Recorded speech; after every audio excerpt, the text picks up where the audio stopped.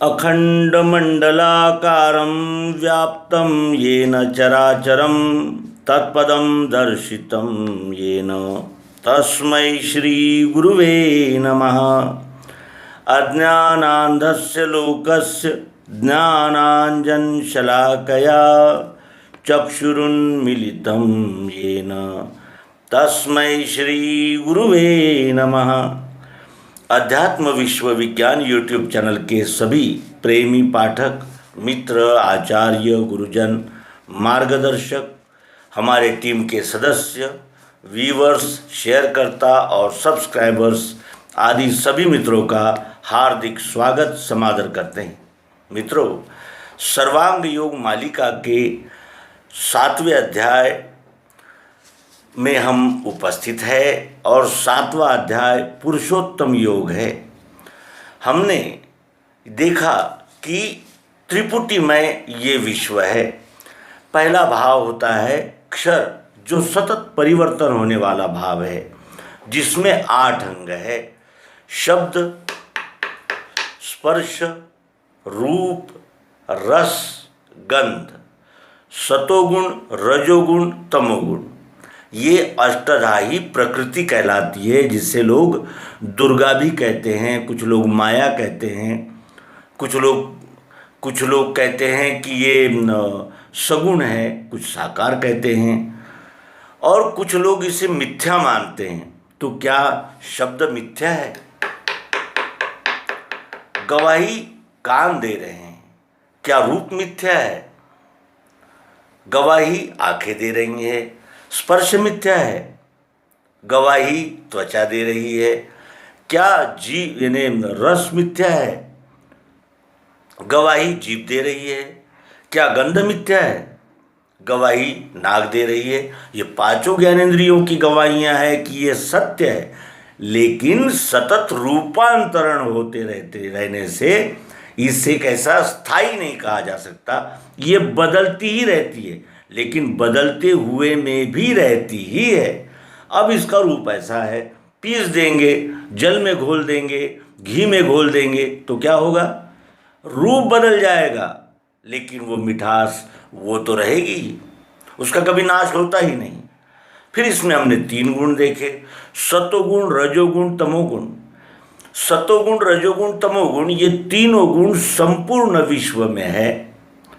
अच्छा ही अच्छा परिणाम और अच्छा ही अच्छा मैंने बर्ताव, अच्छा ही अच्छा अनुभव वो सतोगुण, अच्छा बुरा मिश्रित अनुभव वो रजोगुण और बुरा ही बुरा अनुभव वो तमोगुण। ये 3 गुण संपूर्ण विश्व के एक एक कण में उपस्थित है। केवल हम जब संबंध बनाते हैं, प्रयोग करते हैं, तब वो प्रकट होते हैं और इसीलिए उसे प्रकृति भी कहते हैं। गर्मी, सर्दी, बरसात, सुख, दुख, आनंद, ये सतत घूमने वाला चक्र लगा ही हुआ है और ये 3 गुणों से होता है। 3 गुण हैं, सतोगुण, रजोगुण, तमोगुण। उत्पत्ति, स्थिति, लय, ये 3 गुण है जो इन पंच महाभूतों को चालना देते हैं। ये अष्टधा प्रकृति, क्षर, साकार। इसके अनंतर हमने देखा कि इसी वस्तु में चाहत, जरूरत, प्रियत्व, रूप, मिठास भरी हुई है। तो मिठास इधर है कि इधर है कि इधर है कि इधर है। अंदर बाहर ओत प्रोत व्याप्त जो मिठास है, वही इस वस्तु का स्वरूप है। इस वस्तु से मिठास निकाल देंगे तो वस्तु ही नहीं रहेगी, और मिठास रहेगी तो ये ढेले के रूप में हमें नजर आएगी ही आएगी। इसका अर्थ यह है कि सगुण साकार अष्टधा प्रकृति और निर्गुण निराकार मिठास, चाहत, जरूरत, प्रियत्व, अक्षर आत्मा, ये दोनों अलग अलग हो ही नहीं सकते। अलग तो इस वस्तु से कुछ हो ही नहीं सकता। क्या इस वस्तु से शब्द अलग कर देंगे? हो सकता है। रस, गंध, स्पर्श, रूप अलग हो सकता है। इस वस्तु से सतोगुण, रजोगुण, तमोगुण अलग कर सकते हैं। इस वस्तु से चाहत, जरूरत, प्रियत्व, रूप, मिठास अलग कर सकते हैं। इस वस्तु से किसी भी वस्तु से अलग नहीं कर सकते। और ये दोनों का लय नाम में होता है। शक्कर कहते ही अष्टधा, सगुण साकार और निराकार, मिठास, चाहत, जरूरत, प्रियत्व, इन दोनों का लय नाम शक्कर में हो जाता है। इसीलिए इस वस्तु का शक्कर ये नाम पुरुषोत्तम भाव है। और उसी पुरुषोत्तम भाव का मार्गदर्शन करने के लिए ये 7वां अध्याय सर्वांग योग का पुरुषोत्तम योग उपस्थित है। आइए जानते हैं। नाम है उसके आगे जान के बुद्धि ही जहाँ, लय को प्राप्त होती वही सद्रूप जानना। वही है अपना रूप पुरुषोत्तम भाव से, महिमा सद्गुरु की ये निज बोधार्थ है कही। अष्टांग अक्षर साकार नहीं रूप मिठास में, ये दोनों भावना छोड़ो अकेला नाम ही रहा। वही शक्कर ये नाम पुरुषोत्तम भाव है, क्षर अक्षर दोनों की नहीं है भावना वहाँ। दृश्य साकार वही है निराकार भी वही, दोनों का धाम भी है वो, उसको सर्व है कहा।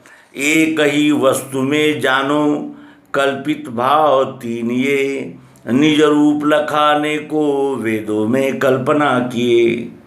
बुद्धि में स्थित होवे ये मैं ही संपूर्ण विश्व हूँ, अकम्प धारणा बैठे गया द्वैत समाधि सो। समाधि की अवस्था ये अखंड रहने लगे, अनन्यता मिली उसको वेदों का सार भी मिला। पुरुषोत्तम योग नामक 7वां अध्याय सर्वांग योग। आइए इस अध्याय को विस्तार पूर्वक जानें और नाम भाव में इन दोनों भावनाओं का लय होता है, इसका अनुभव प्राप्त करें। नाम है उसके आगे, क्षर साकार और अक्षर निराकार मिठास, इन दोनों के आगे नाम है। ये जो रूप दिख रहा है ये शक्कर का है, रस आ रहा है शक्कर का है, गंध है शक्कर की है, शब्द सुनाई दे रहा है शक्कर का है, स्पर्श सुनाई दे रहा है शक्कर का है, सतोगुण रजोगुण तमोगुण शक्कर का है, अनुभव है। और इसमें चाह जरूरत प्रियत्व रूप मिठास किसकी है? शक्कर की है। शक्कर कहते ही ये दोनों भावनाओं का लय हो जाता है। इसीलिए सद्गुरु कहते हैं कि नाम है उसके आगे जान के बुद्धि ही जहाँ। ये दोनों भाव पुरुषोत्तम नाम भाव में विलीन हो जाते ही फिर वो बुद्धि जो है ये जानकर स्थिर हो जाती है और उसकी चंचलता समाप्त हो जाती। क्यों? क्योंकि उसको समाधान हो जाता है।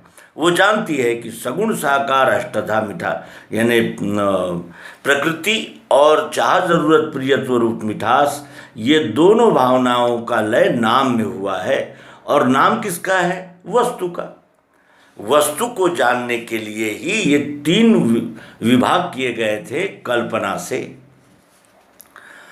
नाम है उसके आगे जान के बुद्धि ही जहाँ, लय को प्राप्त होती है यानी बुद्धि की चंचलता, बुद्धि के संकल्प विकल्प ये सभी लय हो जाते हैं। और वही सद्रूप जानना, वही है इस वस्तु का सत्य स्वरूप।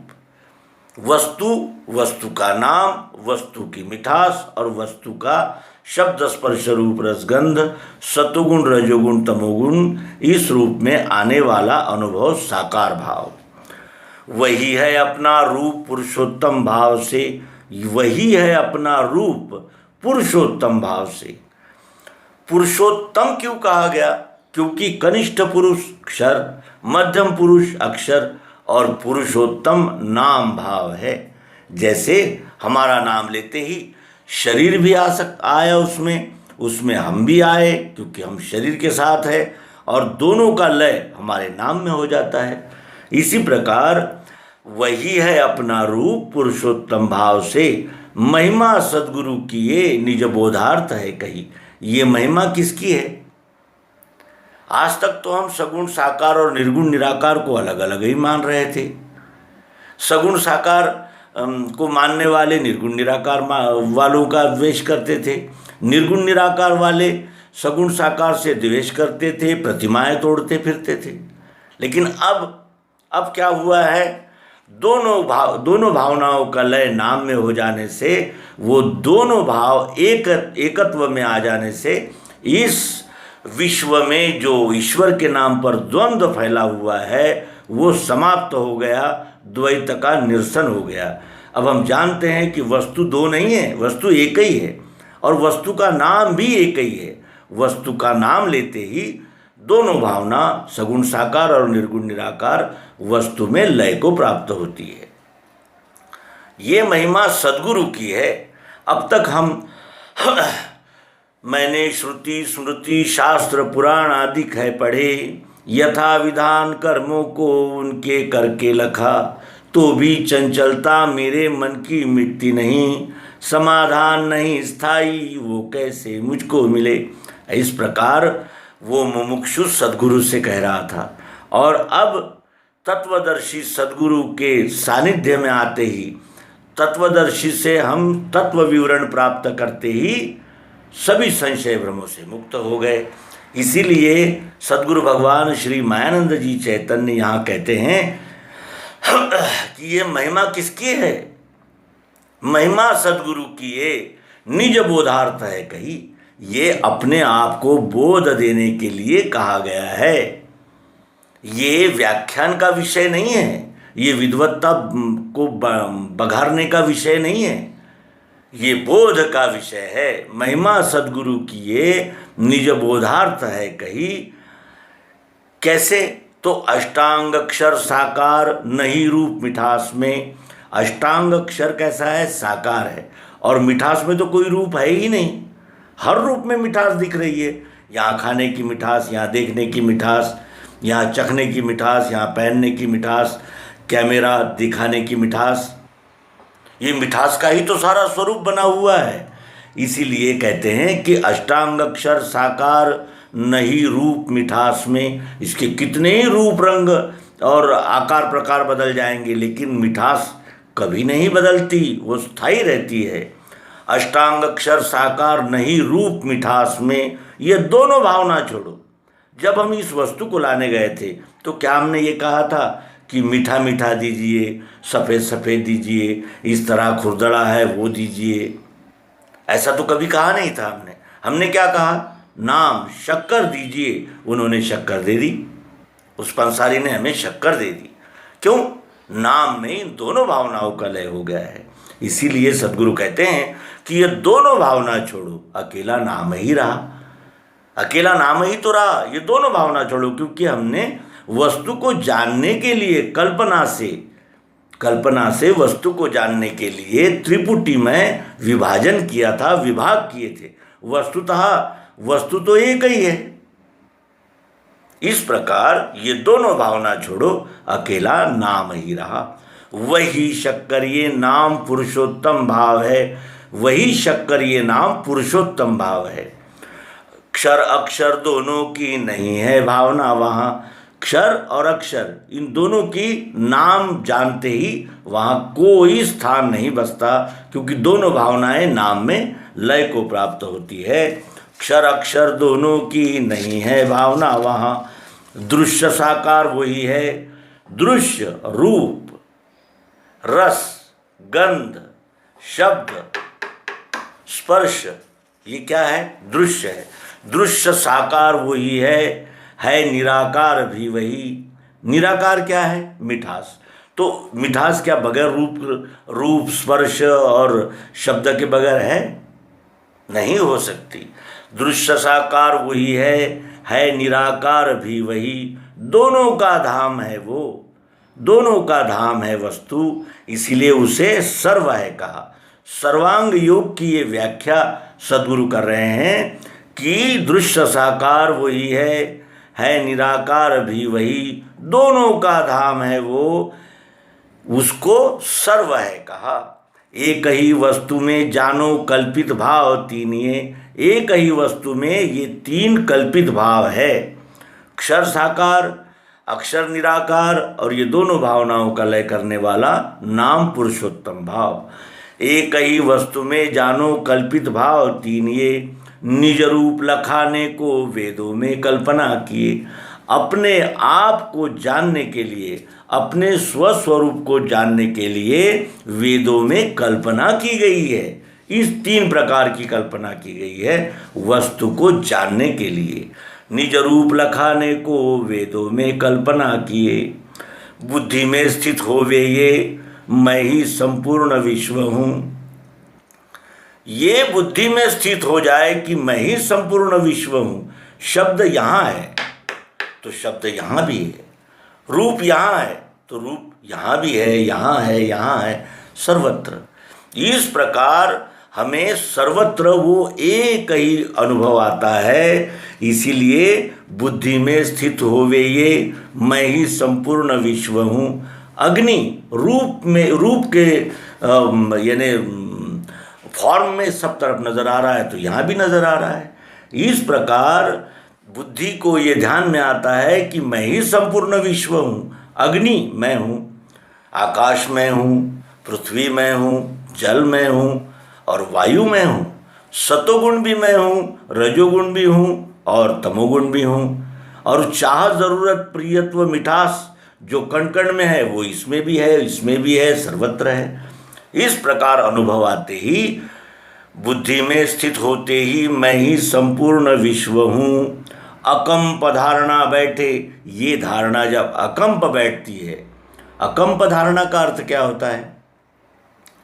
जो चलायमान नहीं होती, ये निश्चित हो जाता है। जब बुद्धि का निश्चय हो गया तब अकंप धारणा हो जाती है। फिर जब हम अनुभव ले लेते हैं किसी भी बात का तो हमारा अनुभव कैसा हो जाता है? अकंप हो जाता है। हम इस समय इस शहर में हैं, ये धारणा है, तो ये कैसी है? डुलमुल है। अभी हम कहेंगे कि हम इस शहर में हैं और फिर कहेंगे कि हम इस शहर में नहीं हैं। नहीं, क्यों? क्योंकि बुद्धि को पक्का निश्चय हो गया है कि यही, इसी शहर में हम हैं। उसी तरह बुद्धि में स्थित होवे ये, मैं ही संपूर्ण विश्व हूँ। अकंप धारणा बैठे, गया द्वैत समाधि सो। द्वैत चला गया। पहले हम मानते थे कि मैं केवल शरीर ही हूँ, फिर कुछ लोग और मानते थे कि मैं शरीर नहीं हूँ, शरीर में हूँ। लेकिन अब ये दोनों भावनाओं का लय हो गया है कि शरीर सहित मैं हूँ, शरीर और मैं अलग अलग नहीं हूँ। ये भूमिका अनुभव के द्वारा सद्गुरु की कृपा से हमें प्राप्त हो गई है। गया द्वैत, दो भावना चली गई। और अद्वैत दर्शनम ध्यानम, अद्वैत का दर्शन हो जाना ही ध्यान है। मुमुक्षु ने कहा था ध्यान में बैठता नहीं। तो इस प्रकार प्रयोग के द्वारा सद्गुरु ने हमें ये ध्यान में बिठा दिया। सद्गुरु ने बताया कि तुम क्षर और अक्षर, इन दोनों का मेल नाम में होता है और नाम वस्तु का होता है। तुम वस्तु रूप हो। गया द्वैत समाधि सो। समाधि किसे कहते हैं? समधि, धी बुद्धि को कहते हैं। जब बुद्धि की समत्व अवस्था रहती है उसे समाधि कहते हैं। डुलमुल अवस्था को समाधि नहीं कहते। अकंप जब धारणा बैठ जाती है तब हमारी बुद्धि समत्व में स्थित हो जाती है। अब सगुण साकार, निर्गुण निराकार, मैं अलग हूँ, ये अलग है, वो अलग है, वो अलग है, इस प्रकार की अलगाव की भावना चली गई, समाप्त हो गई। अनुभव में वो ठहरी ही नहीं, क्योंकि अनुभव तो एक ही वस्तु का प्राप्त हुआ है। इस वस्तु से लेकर यच्चावत विश्व में, कण कण में ये सभी एलिमेंट्स, तत्व उपस्थित है और तत्व दृष्टि से हम सब एक है, ये जानकर समाधि प्राप्त होती है। अर्थात हमारी बुद्धि समत्व में स्थित होती है। समाधि पातंजल योग भी बताता है, लेकिन वो किसकी समाधि है? वो चित्त वृत्ति की समाधि है। चित्त वृत्ति की समाधि ये चित्त शुद्धि के लिए उपयोग में आती है। और चित्त शुद्धि किस लिए चाहिए? इस अनुभव के लिए कि द्वैत है ही नहीं, मैं ही संपूर्ण विश्व हूँ। समाधि की अवस्था ये अखंड रहने लगे। ये बुद्धि की समत्व अवस्था जब अखंड रहने लगती है तब अनन्यता मिली उसको, वेदों का सार भी मिला। उसे अनन्यता मिलती है, अन्य नहीं, मैं अलग, ये अलग, वो अलग, वो अलग, वो भावना अब नहीं रही। अनन्यता मिली उसको, उसको अनन्यता की प्राप्ति हो गई है, वो अनन्य हो गया है। अब इस वस्तु से वो अलग नहीं है। वस्तु और वस्तु को जानने वाला, ये जो त्रिपुटी थी, दृष्टा, दर्शन और दृश्य, ये इसी वस्तु में लय को प्राप्त हो गई है। और ये समाधि की अवस्था जब अखंड रहने लगती है तो उसे अनन्यता मिलती है और वेदों का सार भी मिलता है। वेदों का सार क्या है? वेद किस लिए निर्माण हुए? वेद स्वस्वरूप को जानने के लिए निर्माण हुए थे और वेदों ने त्रिपुटी के द्वारा अपने स्वस्वरूप को जाना और वो जानने के बाद उन्होंने जिस तरह जैसे जैसे उनका अनुभव दृढ़ होता चला गया वैसी वैसी उन्होंने घोषणाएं करना शुरू कर दी। पहली घोषणा की, अयम आत्मा ब्रह्म, मेरा आत्मा ब्रह्म है।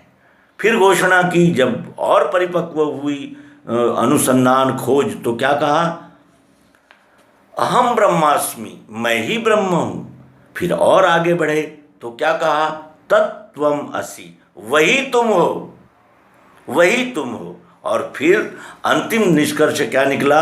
सर्वम खलविदम ब्रह्म, जैसा इसमें है वैसा इसमें है, जैसा इसमें है वैसा इसमें है, जैसा इसमें है वो संपूर्ण यच्चावत विश्व में वैसा ही है। नहीं नहीं, वही है, वही है। अनन्यता मिली उसको, वेदों का सार भी मिला। वेदों ने अंतिमतः नेति नेति कहा था। क्यों? क्योंकि वेद केवल शब्द बता सके, अनुभव नहीं दे सके। अनुभव तत्वदर्शी सद्गुरु से ही प्राप्त होता है और इसीलिए हर शास्त्र में, हर संतों ने, हर ग्रंथ में एक ही रटन लगाई कि सद्गुरु के बगैर तुम्हें मार्ग नहीं मिल सकता। वो तत्वदर्शी सद्गुरु ही द्वैत का निरसन करते हैं। यहाँ पुरुषोत्तम योग नामक सर्वांग योग का ये 7वां अध्याय संपूर्ण होता है। अब मैं और ये इस प्रकार का द्वंद्व समाप्त होने के बाद फिर क्या रहता है? व्यवहार। व्यवहार के लिए हमें 8वां अध्याय देखना होगा, अनन्य भक्ति योग। क्योंकि भक्ति के बगैर हमें मुक्ति नहीं मिल सकती। भक्ति ही प्रमाण है कि हमने इस वस्तु से लेकर यच्चावत सृष्टि में एक का ही अनुभव किया है और एक का अनुभव करके उस एक विश्वरूप विधाता की अनन्य भाव से कर्तृत्वाभिमान छोड़कर और भला शक्ति छोड़कर सेवा करना ही भक्ति है। इसलिए आगामी अंक में हम अनन्य भक्ति योग का रसपान करेंगे। अपने मित्रों से पुनः पुनः हम प्रार्थना करते हैं कि सर्वांग योग को क्रमशः देखें, जानें और कमेंट बॉक्स में अपने विचार रखकर हमें प्रेरित करें। धन्यवाद। नर्मदे हर। सद्गुरु भगवान की जय। विश्वरूप परमात्मा की जय। ओम शांति शांति शांति।